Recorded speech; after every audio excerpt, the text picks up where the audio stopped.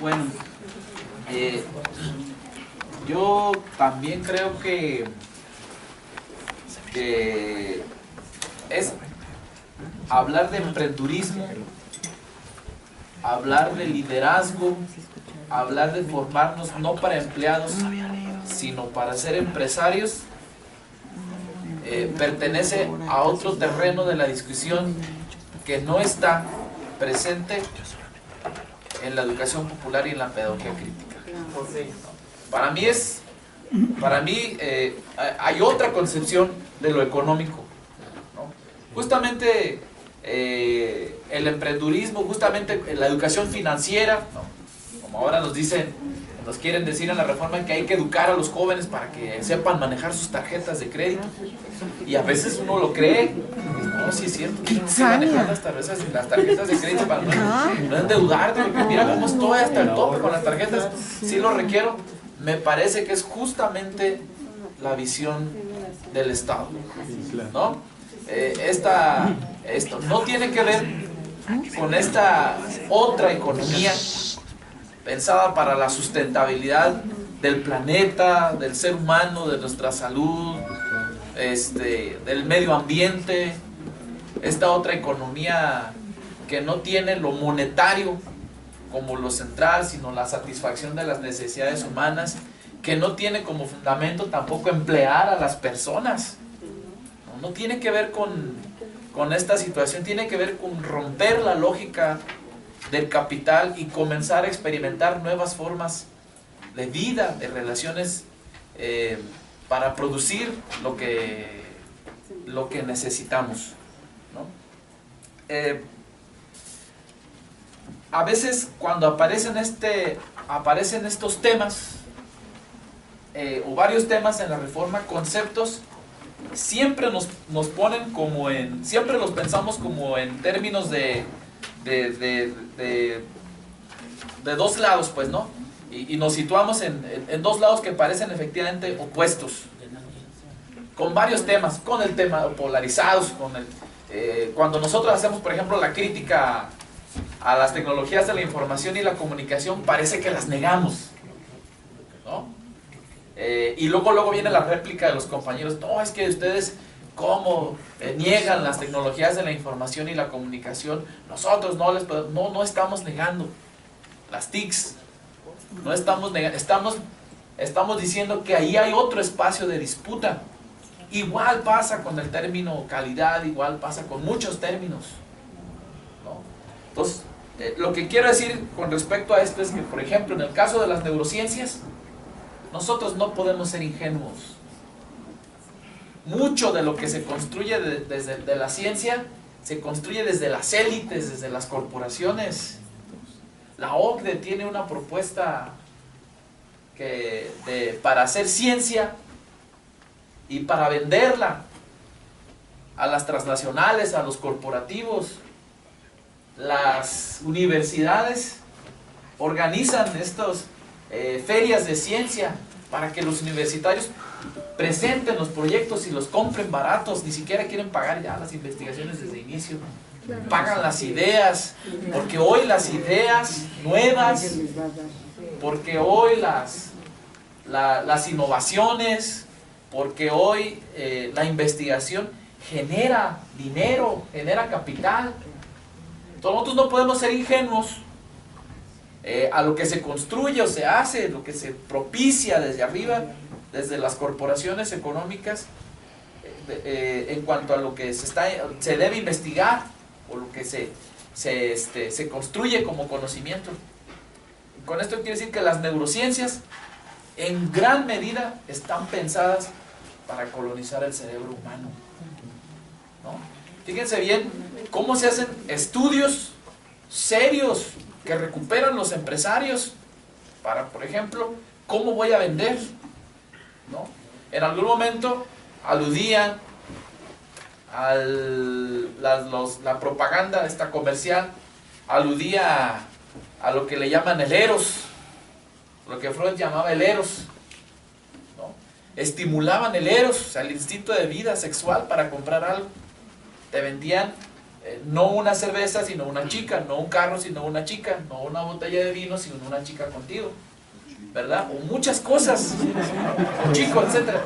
Normalmente, la verdad es que normalmente esa la mujer a la que se ponía como objeto sexual, como objeto de deseo, ¿no? Porque según la psicología era ese objeto de deseo, era ese instinto de vida erótico lo que nos movía. Hoy, a partir de las neurociencias, los que están descubriendo que también se puede estimular la parte emocional, y a través de la parte emocional se le puede persuadir al otro para que consuma. Por eso hoy nos venden la idea de que comprar una Coca-Cola en realidad es comprar felicidad. No estás comprando una Coca-Cola, estás comprando felicidad.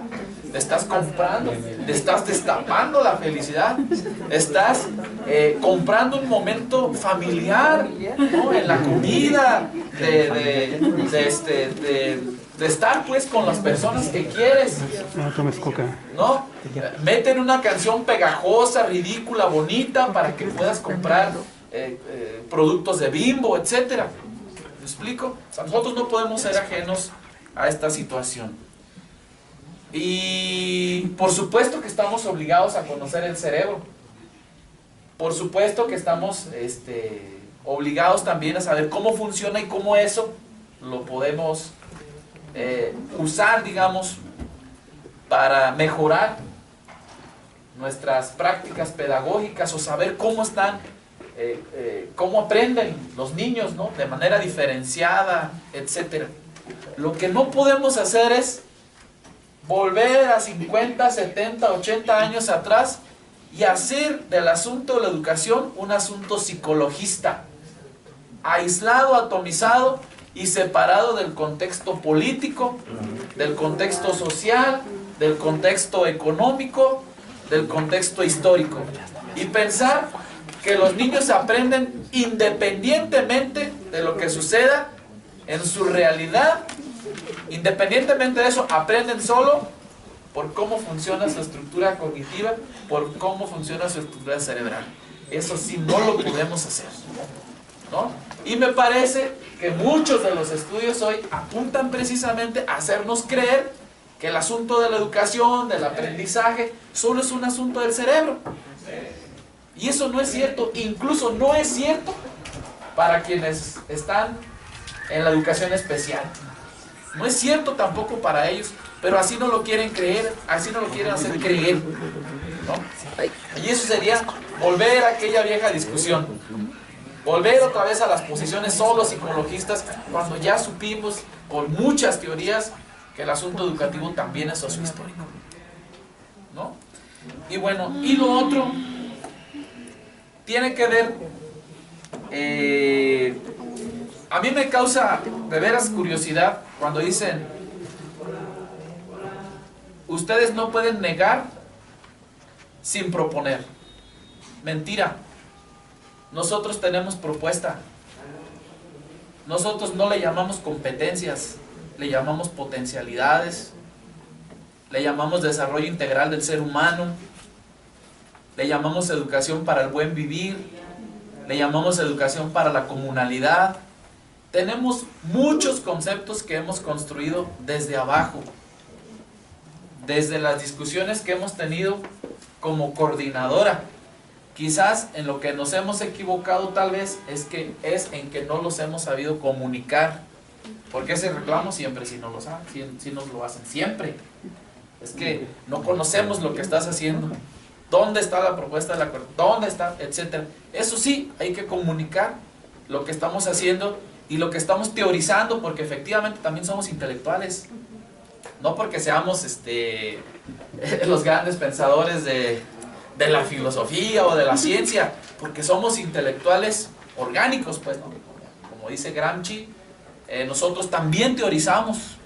Aquí están nuestras teorizaciones, aquí están en las antologías, están en nuestros manifiestos, en nuestros documentos de discusión, en cada congreso, en lo que escribimos. También teorizamos.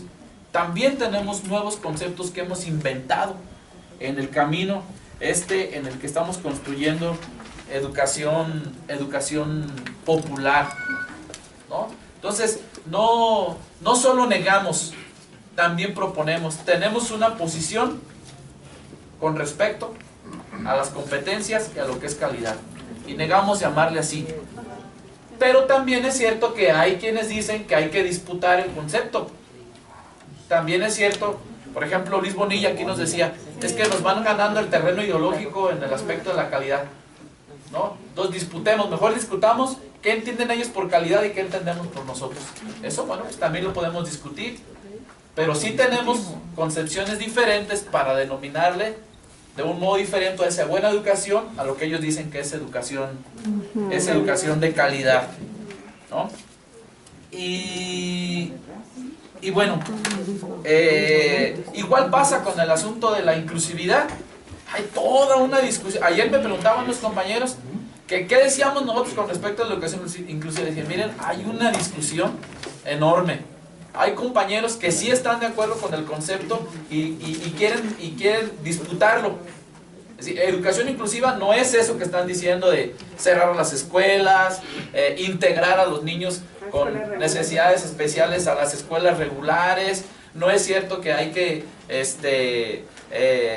educación inclusiva no es las escuelas estas pollero o gallinero, ¿no? Donde meten a todos, etcétera. No, la educación inclusiva es esto, pero hay compañeros que también dicen que no es, que hay que buscar otra terminología, otra categorización de lo que debe ser esta escuela, ¿no? Pedagogía de la diversidad, escuela para la diversidad, qué sé yo. Yo me inclino sinceramente más por reinventar la pedagogía. O sea, no por disputarles el concepto, por reinventar la pedagogía, ¿no? Y lo hemos hecho y tenemos muchas teorizaciones de lo que podemos hacer en esto y hay que seguir avanzando. Finalmente, a mí me parece importante que nosotros tengamos un proyecto nacional. Me parece fundamental que nosotros nos liguemos, como decía al principio, nuestras experiencias, aunque sean particulares y pequeñas, tienen que estar ancladas a un proyecto nacional. Sin embargo, ese proyecto nacional no es único ni universal. Ese proyecto nacional, y tampoco es inamovible por los siguientes 20 o 30 años. Ese proyecto se va siempre a nutrir de nuestras experiencias particulares, desde nuestras experiencias comunitarias, de las experiencias de los estados, de cada una de las cosas que vamos haciendo. No todos podemos hacer lo mismo, aunque tengamos el mismo horizonte aquí, en el proyecto nuestro, no todos podemos hacer exactamente lo mismo, igualitito todos a esto. Tenemos que aportar desde las diferencias, desde las experiencias propias, desde lo que hace cada quien. Hay que irle aportando y hacerlo más importante este proyecto. Bueno, ahí culmino.